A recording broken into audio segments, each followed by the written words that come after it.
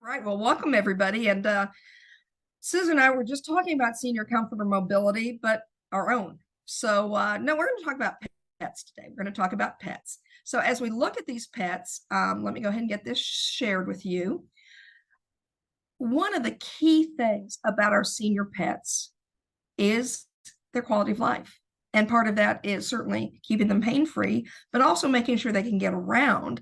And sometimes that even goes beyond pain and osteoarthritis. So what I'm going to do is first welcome you. Happy Senior Pet Health Month.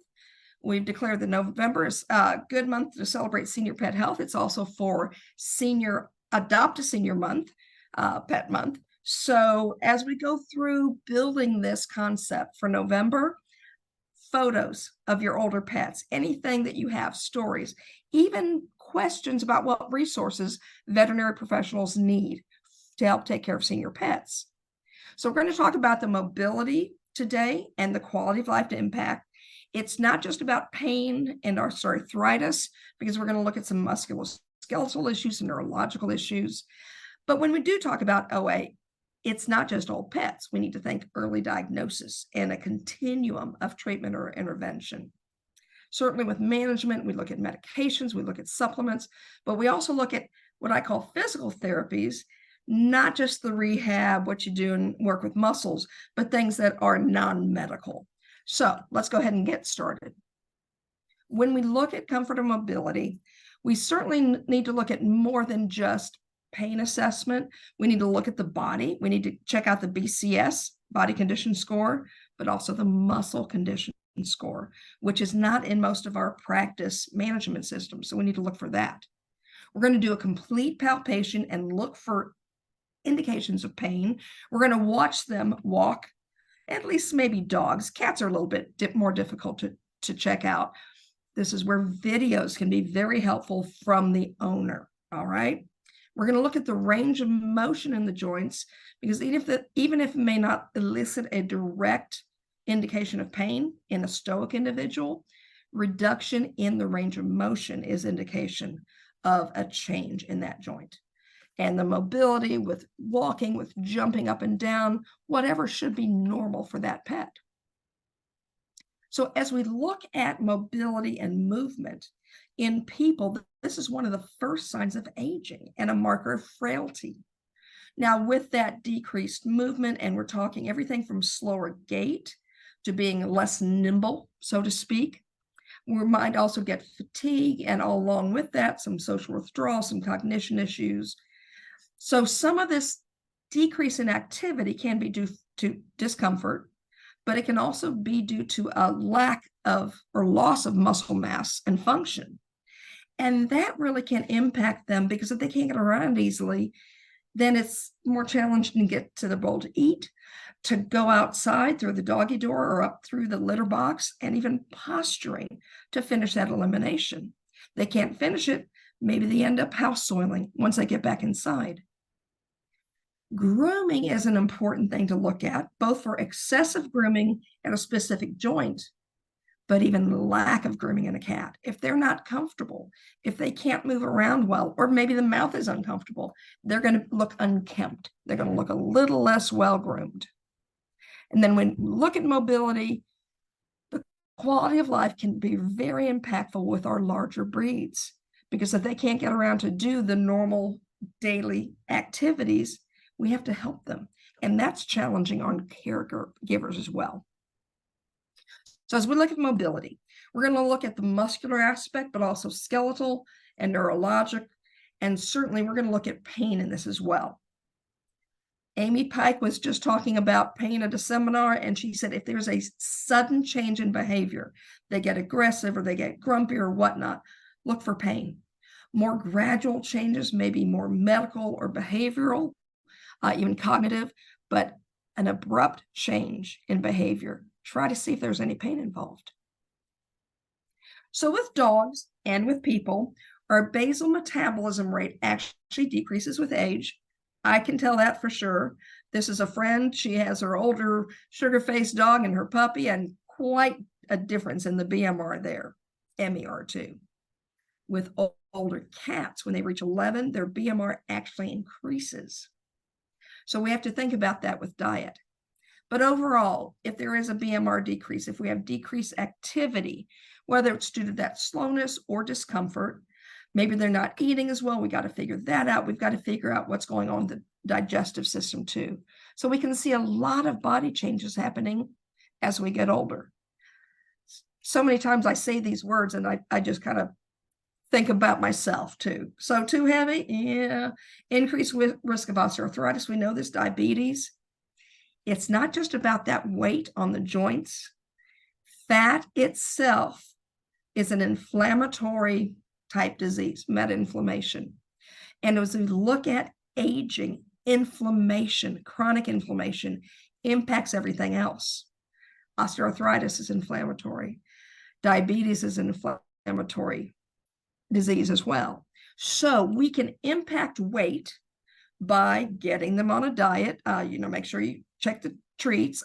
We certainly can look at exercise and environmental enrichment, but if they're already kind of heavy and slow, you got to watch it, make sure they're not too painful.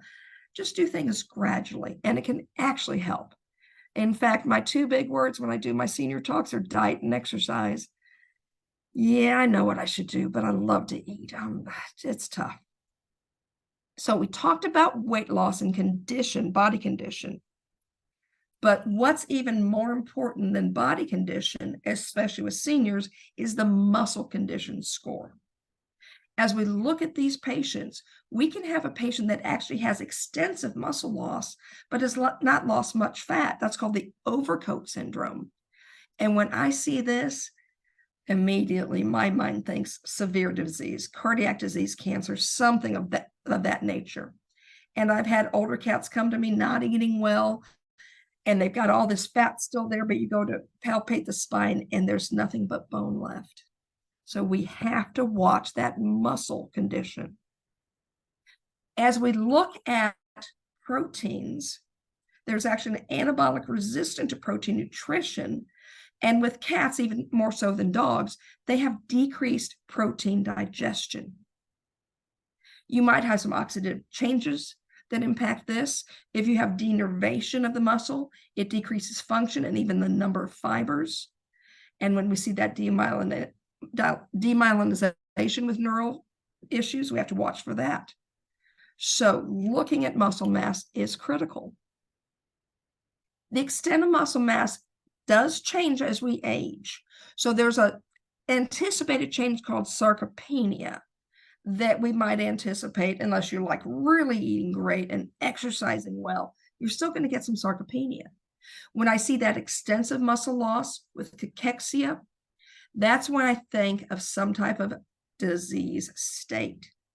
So on older non-renal patients, we may need to actually increase protein in the diet or at least increase the quality of protein because of the decreased digestibility and increased needs. So we're only going to decrease the protein in cats when absolutely necessary. Now, this is an excellent website for good resources, wsava.org, and they have global nutrition guidelines, they have global pain guidelines, global dental guidelines, so many things, animal welfare. And the global nutrition guidelines are a great spot to go for tools on body condition scoring and muscle condition scoring. I think we're all pretty aware of the 5 or 9 scale for body condition scoring. But again, I'm going to emphasize that muscle condition scoring is pretty critical. And it even has a one-page chart with caloric needs for healthy cats and dogs. And seniors are a little bit different. So let's talk a little bit more about that sarcopenia. It is age-related, and we get an actual decrease in myofiber size and number, so we have less strength. We fatigue more readily. As you get that decreased activity, that rolls into worse osteoarthritis issues. You don't have the support around the skeleton. You can have more issues with those joints. You have loss of elasticity. You don't stretch out as much. You even have reduced oxygen transport.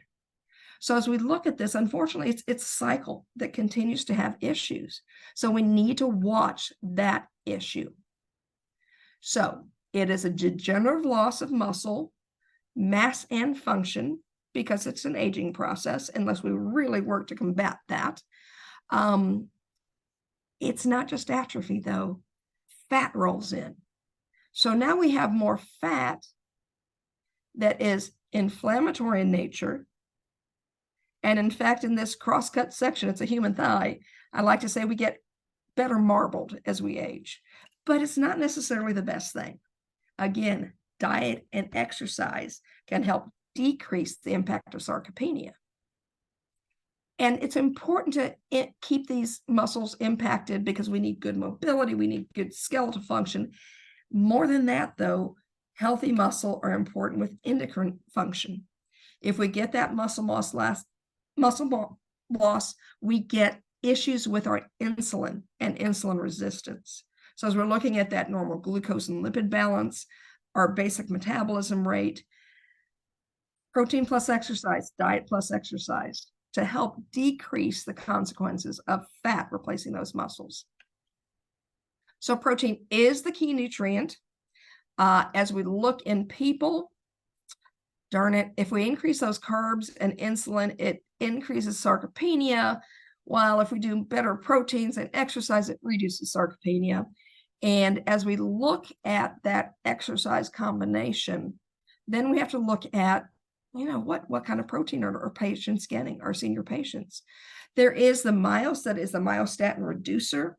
Not really anabolic increase like some of our medications we used to have in the day, but there's actually some research looking at some of these products and some of these compounds in people as well. Okay, so let's go just beyond muscles and talk about some more neurological issues. And that container, that bridge with myofascial pain is something I think most of us are somewhat aware with if we've ever had a massage. So as we look at low-grade repetitive contractions with that myofascial layer, we can get trigger points that can be pretty active at times and chronically painful. They can be kind of sitting there until they're stressed out, but it can increase our fatigue, and we certainly can get some discomfort from this, discomfort and pain. On a different level, our neurological diseases definitely impact mobility and quite often comfort. We can have denervation of the muscles if this is cut off. We can have vestibular disease that can impact mobility, intervertebral disc disease, and this is a friend, Adam's dog, who's doing pretty well after surgery, our typical breed, degenerative myopathies, LARPAR, we're going to talk about the extended version of that, and everything from tumors and ischemic problems with a CNS. And even after that, cognitive dysfunction. So degenerative myelopathies, usually in the older dogs, quite often in the shepherds. We know that there's degenerative of the white matter in the thoracic region, and we get this progression from ataxia to complete paraplegia. No real treatment at this point in time. There are some investigations looking at aggressive physical therapy, rehab therapy, and there may be some help with that, but it takes quite a bit of effort on the owner's part to get this done. Now, LARPAR, laryngeal paralysis. When we see these patients with the stridor and with the issues with the laryngeal paralysis specifically, it's when the cartilage remain in the central position and don't open well for breathing. We get resistance to breathing. And this is actually a polyneuropathy that starts with the vagus nerve. We end up also getting poor swallowing because it impacts the esophagus, but then progressive hind end weakness and even loss of muscle mass. That's why the term GULP, geriatric onset LARPAR and polyneuropathy, is being used now instead of just LARPAR. It's more than just the larynx. So we usually see this geriatric 8 to 13 years of age, medium to large dogs, that roar, that noisy breathing, their exercise intolerance, they don't do well with heat, the bark may be hoarse. The hind end weakness and muscle mass loss usually occurs quite a bit later. But if you have those LARPAR dogs, you may consider the tieback surgery to help increase their respiratory efforts, so you can open it up for that partial tieback. Remember, however, this also impacts esophageal function. While it may help them breathe, decrease respiratory noise, and make them more exercise tolerant, they're also more susceptible to inhalant pneumonias. So be careful of that. Now we are going to talk a little bit of our osteoarthritis, degenerative joint disease. It's not just about old dogs, because in dogs, usually there's a primary joint disease or instability, sometimes a congenital one, breed related. We can sometimes have injury to these joints, okay? And once that deformity or injury is there, now we have a less stable joint. As the patient ages, inflammation increases, discomfort increases, and impacts all the joint, the cartilage, the synovium, the subchondral bone. In contrast, in cats, this is more of a primary disease. So we see a little bit different picture in cats. Certainly, large breeds with their musculoskeletal issues can be very prone to osteoarthritic changes. Not only do we have additional stress on the bones and the joints due to their size, some of these degenerative changes happen because of conformation issues. In smaller dogs, if they're overweight or have had some kind of injury, then we can see the osteoarthritis as well. But it's with these larger ones, if we have discomfort, if we have mobility issues, it becomes challenging getting them around so they can get outside to go to the bathroom and even stay upright for that full-time elimination posturing. But let's see what we can figure out. So hip dysplasia, diagnosis usually in younger dogs, often worsens with age. Sometimes, certainly looking at breeding, but looking at surgical impact there can be something. Elbow dysplasia, again, larger breeds, the malformation, the malalignment. We get the cartilage and osseous damage that worsens with age. Is surgery intervention possible for some of these? A cranial cruciate, we're looking a little bit more at injuries versus conformation, and it can occur in any breed and smaller dogs and sometimes even cats. As we look at the degeneration, again, it increases with size and age. We have some options for surgery when we do see these issues, a little bit more simple for under 25. We can do the imbrication of the extracapsular tissues. Over 35, TPLO is usually the way to go. But we can have some significant help with some of these surgeries.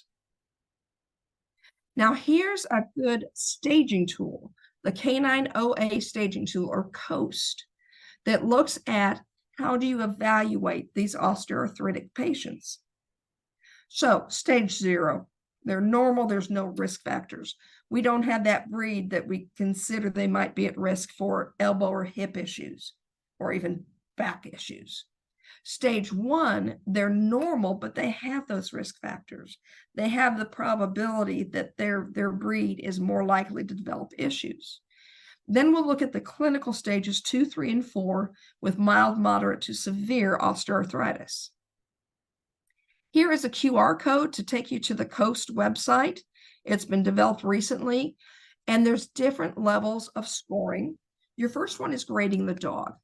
So as you're looking at your clinical metrology, if they're mildly, moderately, or severely affected, the degree of the dog's discomfort from none to being unbearable, what's their static posture? Again, from normal to severe, effect on motion, normal to severe. And again, here, taking videos at home can be helpful because in the clinical setting, slick floors, cats, of course, this is mainly for dogs, we just don't see what's really happening at home. Then we're going to look at the joint itself with pain on manipulation, passive range of motion, ROM, and radiographs, looking from no issues to severe. And then we're going to end up adding these together and deciding, is this preclinical, 0 to 1, or are we mild, moderate to severe? So it's a nice staging tool. And with the staging, then you can help guide the owner with the proper treatment and therapy. So what about the signs of pain? I mentioned earlier that if there's a sudden change in behavior, antisocial, aggressive, or whatnot, look for pain. See if there's any issues there. Look at the posture, look at the change in appearance. Certainly, most owners will come in if there's limping, but that may be a little further down the line. Maybe they can't get comfortable. Maybe they're shaking a bit. Maybe they're grooming excessively or not grooming at all with those cats. Watch for that breathing change that can either be LARPAR or even indication of discomfort. Vocalization can certainly be an issue with pain, can also be an issue, especially in cats with cognitive issues. Appetite, sleeping, all of these things we can look at to see if we have any indication of pain. Clinically, we can look at some other means of doing so. There's the Pain Trace IT that puts monitors on the skin that gives us baseline and jumps when there's or decrease that red where there's a side of peak pain, and then looking maybe even at chronic pain if it's above that baseline. Thermal imaging can sometimes tell us some things as well. So, is there discomfort? Is it osteoarthritis? Is it dental disease? I have to get that in. I do like dentistry. Is there visceral? The thing of it is, unless there's an acute injury, so many changes are gradual that pet parents don't realize it. They hide it. We know this. They think they're getting old until it gets really severe. I mean, let's face it. Most cats, when they're brought in, when the owners finally think they're sick, have already lost weight. So we need to inform our owners as to what is normal and for early detection. Yeah, so pain and discomfort, you're moving around less, you're sleeping a lot more, you're moving slowly. Maybe it is just getting old, but that just getting old is probably having some issues. This was my buddy back when we had him, and he had some arthritic issues. He had some behavioral issues, so we used the Calmer canine on his head, and we used a Assisi loop on his hips. Medications can help, supplements, diets. There's so much out there. And often for an individual pet, we're going to be looking at a multimodal type approach to all of this as well. So, primary joint disease or injury, is surgical intervention an option? Medical management, going with pain medications, going with anti-inflammatories. Weight management can be so critical. We know that it puts more stress on the joints, but that inflammation. And we know with that lab study that calorie restrictive diets actually make them live longer with less osteoarthritis issues. We can look at pain management specifically, inflammation management, and sometimes those two aren't together.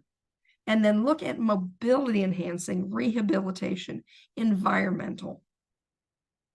So with chronic pain, or what I like to say maladaptive pain management, NSAIDs are usually going to be at the top of the list because they help with chronic inflammation. With your disease-modifying drugs, such as Adequan, there's a lot of recommendations now to thinking about starting that early to decrease cartilage degradation as we're growing along, so we don't have as much to work with later. All right. Gabapentin actually has more research on the behavioral side, but as we look at chronic pain, we think about as an add-in, as well as amantadine as an add-in. And then occasionally ketamine holidays may be helpful for some of these painful patients. We have a lot of information out there. The one thing, if we have any medications that also come with sedation, we need to be aware if there's any ataxia, if they have worse balance, make sure they can still get around. We don't want them so gorked out that all they do is sleep because they can't get up easily. So we also want to make sure that we don't cause injury or pain from starting an aggressive exercise therapy or manipulation before their body's ready to deal with it. So if there is discomfort, start the pain medication before you start the exercise. Remember, they say always consult with your doctor. Now we have some really cool tools out as we look at the anti-nerve growth factors, antibodies and monoclonal antibodies, canines and felines both Cats got this first in the US. I think that's a first right there. And Librela for dogs. As it looks at the TRKA, we look at a role in nociception and nervous system plasticity, which is really key as we look at some of these chronic pain modalities. So, evidence, positive analgesic effects, well tolerated up for 3 months in dogs and cats with OA pain, given the injection once a month. And I know there's going to be quite a few questions from people about, well, what about other types of pain that aren't on label? Since I'm not speaking for Zoetis particularly, I know several people have asked me about stomatitis. You know what? Sometimes we use what's in our toolbox to see if we can make an impact. Now, with osteoarthritis and in other treatment modalities, this is becoming more common because we're getting better research on it. We're getting better ways for collecting these stem cells, and there's commercially available. Some of the issues are the storage of the stem cells, different things, but each year I think it's getting to be a bit more client and user friendly. And we do see some significant improvements in mobility and pain scores. Again, with that physical therapy, acupuncture. There's a lot of people who now have training in this. I don't particularly, but osteoarthritis is probably one of the main reasons acupuncture is used in many of these patients.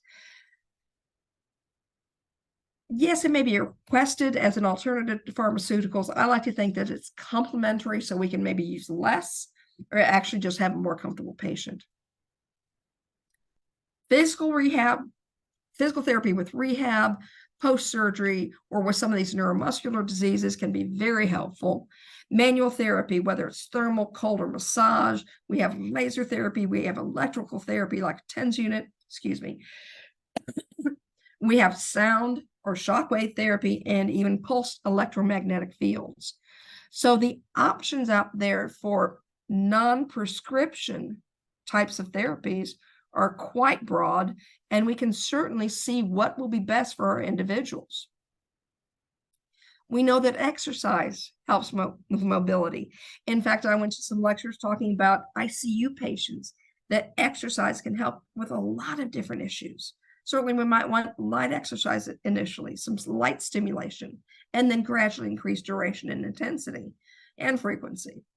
Diet, exercise, environmental enhancement can make a big difference in many things, from osteoarthritis to cognitive issues, getting that mobility increased, overall quality of life. Talk about cryotherapy. Now, I just love this. I had to use this picture. The dog's probably a little bit warm. We're probably not using this therapeutically, but just to cool off. But as we look at going with cool packs, ice packs, initially, we want to decrease acute inflammation to make things initially a little less inflamed. It's pretty superficial. We talk about it up to 48 hours, and then exchanging it with heat and cold. Now, the full ice bath immersion for athletes post-injury or strains or things like that is actually not as popular as it used to be. So luckily I'm not an athlete, because I would have not done well with that. Thermotherapy. They have thermotherapy infrared lamps that are specifically for dogs now. So as you look at this, again, a superficial heat, we don't want to burn them, but with that chronic pain, vasodilation can aid in healing, and it just feels good. It can help reduce stiffness, help with relaxation. There's even a study with people who have saunas. I think this was in Sweden or somewhere, where they did 4 to 7 sauna sessions a week. There were less strokes, less osteoarthritis, and they live longer. So it can be very helpful. Just don't do it on inflamed areas, bleeding areas, if there's impaired sensation. And then manipulation, whether it's licensed chiropractic manipulation, acupuncture we mentioned, even massage, gentle massage, stretching. I think this pointer looks very happy right now, and even aquatherapy. Low-level laser therapy, many people are comfortable with, are doing it in practice. It is lower powered. It works with a shallow depth and interacts with tissues at cellular level to increase circulation and healing, decrease pain, but not in deeper things. And of course, we do have to protect the eyes. Now, the extracorporeal shockwave therapy, the PulseVet, you may have heard it with equine, but certainly used in dogs now as well. And as we look at it, the newer devices, in the past, some sedation was needed for some patients because of the initial impact of the shockwave therapy. But right now, it does pretty well with the newer devices. As we look at these high frequency acoustic waves, we can get that heat to deeper tissues. So decreasing swelling, bone repair, and looking at immediate decrease in pain for days to weeks. So as we look at these continuous waves, we can either do it pulse or continuous waves. Then we're finding some very good applications with the therapeutic ultrasound or the shockwave therapy. Even TENS units are possible. This is a good cat. And obviously you have to be able to tell what level the patient is good with, because once you put these on, a little bit of a tingling feel to it, you put it on high and all the muscles start firing off. But what happens here, this helps desensitize or depolarize the sensory nerves and actually produces endogenous opiates. A study with people showed that once naloxone was given to people who had had TENS therapy, it decreased the impact. So we have some endogenous opiates that helps. Clipping the hair, the alcohol wipes, working with the animal to get used to these type of units can be a little bit challenging at times, but it is possible. And one that doesn't take too much cooperation from the patient, other than keeping them close to the device itself, is the pulse electromagnetic field targeted, PEMF. So this is non-invasive, does not cause any thermal changes. Some people think they feel a little bit of a change. I've used it. I don't feel any discomfort or any sensation there, but it's been used pretty widely in human field and starting to use it more in the animal field. It's actually approved for use by the FDA as a medical device. So this Assisi loop the loop itself has a single loop and a pulse generated that's battery powered. You use it for a specific area on the patient. And what happens is you get a production of nitric oxide that helps to reduce pain and inflammation with osteoarthritis. Pain and inflammation happens in a lot of places. The lower picture here is Mauser, our grand cat that we have adopted, who has some pancreatitis issues. And when he's nice and quiet, you can't hold him still and put something. It's challenging to give him medication. But when he's relaxed beside me, I've got this loop lounge and I just kind of put it right next to him. And I really think we've seen a decrease in his episode times. So nitric oxide, don't want too much, but it really does help with vasodilation, can influence immune cells, and also the nervous system cells. As we look at this production of low concentration of nitric oxide, decrease inflammation, enhances vasodilation. And in fact, in a recent lecture, I heard that nitrous oxide can also be important when we have hypocoagulability. So things like thrombotic emboli or whatnot, it may be something to consider as well. Now, in the environment, we also have to look for things. How can we help these pets? Do we have slick floors? Let's put runners on and do the toenail grips. With the bigger ones that have an issue getting up, how about some harnesses, like the Help Me Up harness? With those with neck issues or whatnot, or having problems getting to food bowl, elevate the food bowl, but not with our gulp patients. If they have any regurg, we want them to regurg down. And we've even seen carts for all of them. This is environmental management, not just in the home, but also in the clinic. So remember, mobility is worse with larger dogs. So let's provide comfort. Let's help them with their elimination. The doggy doors may be an issue. Maybe we can bell train them to go help them get outside, and maybe even help keep them postured as they complete their elimination. We certainly want to keep them comfortable in sleep and in rising up and down. So these orthopedic beds can be very helpful. However, you need to make sure that the cat allows the dog to get on the orthopedic bed. Yeah, George is kind of a pig at times, but he's so sweet. Poor buddy. Mobility at the house, in the clinic. We're going to look at making senior-friendly practices. The ramps are getting in and out of vehicles are good, but you have to train dogs to get used to this. Sometimes having one person walk on either side. Looking at mobility assist devices. You may have that curb for your handicapped parking spaces. Mention that to your senior pet owners. Get those runners, get those yoga mats on your slick floors, and maybe even have some orthopedic bedding in the exam and the treatment rooms. Now, if you want to recommend getting some things or buying some things, Dr. Gardner makes like next to nothing, but she has a really good site on Amazon with all the devices you might want to get, at least most of them. And then we have a couple good websites, the Care website, which is caninearthritis.org. It gives some good information about arthritis, and I mentioned the Coast staging tool. So we know senior pets need special considerations. Comfort and mobility play a large part in their quality of life. So we'll work with the pet owners to maximize their comfort. Now, I want to remind you that November is Senior Pet Health Month, so you can send me information on that. But I'd also like to encourage you, there is the largest, they're looking at 10,000 dogs. Here's a QR code here about the Dog Aging Project.